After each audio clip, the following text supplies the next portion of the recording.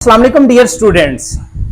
I know आप बहुत enjoy कर रहे हैं और आपका हक भी बनता है, आपने क्योंकि बहुत ज्यादा मेहनत की है, मैट्रिक तक बहुत रेगुलर हार्ड वर्क की है। तो अब कुछ टाइम्स आपका अपना है, आप छुट्टियां एंजॉय करें, फुल एंजॉय करें। लेकिन आपके लिए ये वाला टाइम बहुत इंपॉर्टेंट है। एंजॉय के साथ साथ हमने कुछ अपने बेसिक जो कंफ्यूजन है वो भी क्लियर करनी है, उसकी तरफ भी हमने तवज्जो देनी है।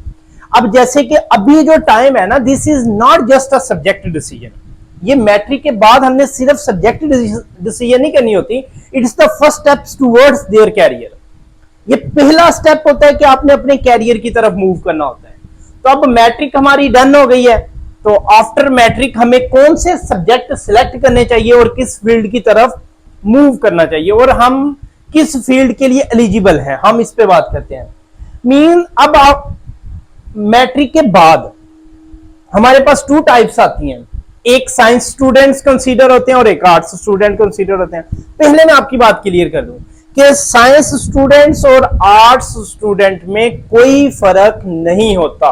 फर्क मीन कभी भी अपने आप को आपने लो कैटेगरी में नहीं समझना जो आर्ट्स वाले स्टूडेंट है। ये फील्ड्स हमने व्हाइट बोर्ड पे ये ऐसे लाइनें लगा के नहीं डिवाइड की हुई, ये हमारे एजुकेशन सिस्टम ने इसकी पार्टीशन की हुई है।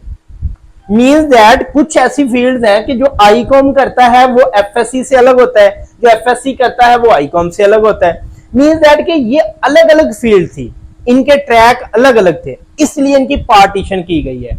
ये नहीं मेंशन किया गया कि ये आईकॉम एफए सिर्फ नलायक बच्चे करते हैं और एफएससी जो होती है, आईसीएस जो होता है, ये बहुत इंटेलिजेंट बच्चे करते हैं, ऐसा कोई रूल नहीं है। चले हम चलते हैं आफ्टर मैट्रिक। अब हमारा मैट्रिक का रिजल्ट आने वाला है, इंशाल्लाह आप लोगों का बहुत अच्छा रिजल्ट आएगा। उसके बाद हमारे पास कुछ चॉइस होगी कि जैसे कि यहाँ पे मैंने एफए को मेंशन नहीं किया हुआ, ठीक है, आईकॉम के साथ एफए भी होता है, तो वो थोड़ा सा बस स्पेस का इश्यू था, तो इसलिए वो बाद में हम डिस्कस करेंगे।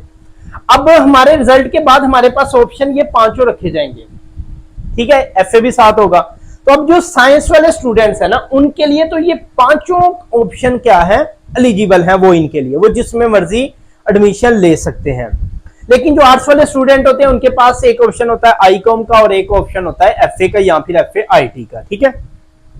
तो अब बात करते हैं कि एफएससी के जो सब्जेक्ट होते हैं, एफएससी अब टू टाइप्स की होती है, एक होती है प्री मेडिकल और एक होती है प्री इंजीनियरिंग। जो हमारे पास प्री मेडिकल के सब्जेक्ट होते हैं उसमें इंग्लिश होता है, उर्दू होता है, फिजिक्स होता है, केमिस्ट्री होता है, बायोलॉजी होता है, आईएस मीन इस्लामियत, ठीक है, इस्लामिक स्टडी। तो ये हमारे पास हमने फर्स्ट ईयर में इसको पढ़ना होता है, और जो सेकंड ईयर में जाके हमने आईएस की जगह हमारे पास पीएस आ जाता है, पाकिस्तान स्टडी, ठीक है। तो ये फर्क होता है थोड़ा सा एक सब्जेक्ट का बस। और उसके बाद अगर हम एफएससी प्री इंजीनियरिंग की बात करते हैं तो यही सारे सब्जेक्ट सेम होते हैं, सिर्फ फर्क कहां पे आता है, फर्क यहां पे आता है कि जो बायो की फील्ड होती है वो किसमें चेंज हो जाती है, वो मैथमेटिक्स में चेंज हो जाती है, उसकी जगह मैथ आ जाता है बायो की जगह। बाकी सारे सब्जेक्ट हमारे पास क्या होते हैं, सेम होते हैं, एफएससी के प्री मेडिकल के और प्री इंजीनियरिंग के।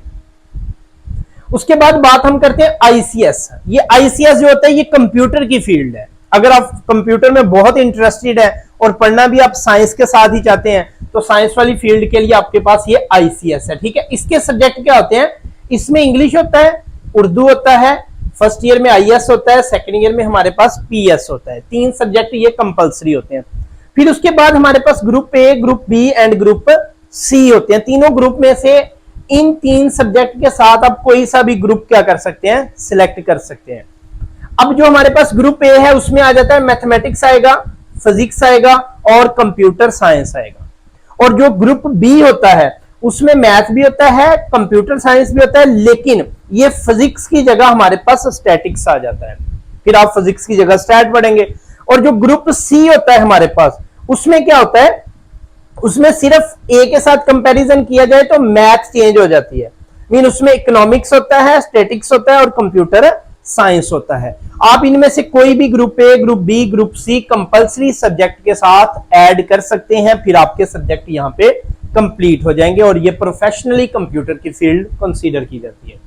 उसके बाद हम आ जाते हैं आईकॉम की तरफ। फर्स्ट ईयर के अगर सब्जेक्ट हम सिलेक्ट करें तो वो हमारे पास इंग्लिश होता है, उर्दू होता है, आईएस होता है, ठीक है, फर्स्ट ईयर में। सेकंड ईयर में जाके यही आईएस पीएस में चेंज हो जाएगा।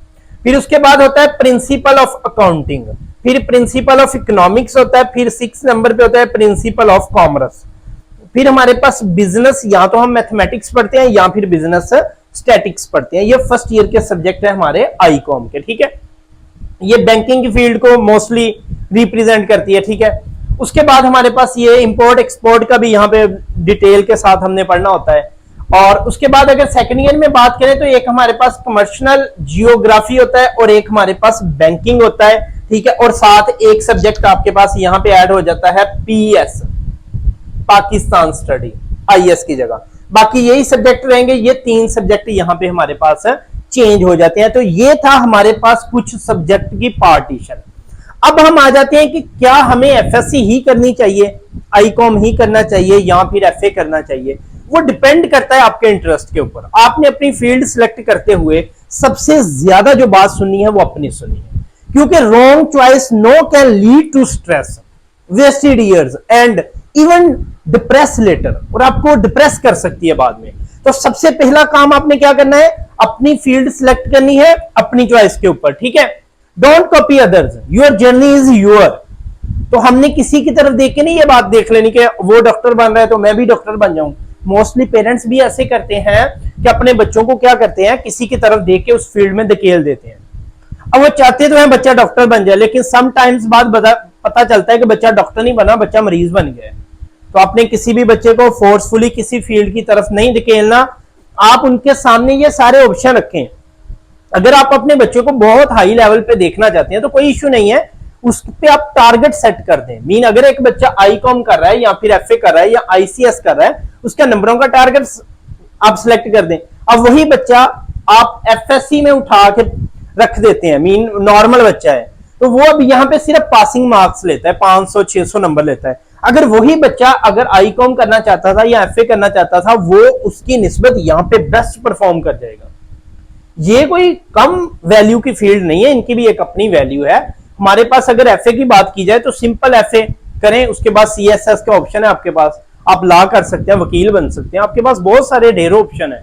लेकिन अपने बच्चे को चॉइस दें, उसके ऊपर प्रेशर ना डालें। आपको तो चाहिए अपने बच्चों को मीन इस लेवल का उनको मोटिवेट करेंगे, your future is not in any text book, your future is in your hand, choice with courage, don't with fair. तो डर के नहीं सिलेक्ट करनी फील्ड, बेटा जो भी फील्ड करनी है पूरे पोटेंशियल के साथ करनी है, उस पर अपना पूरा जोर लगा देना है।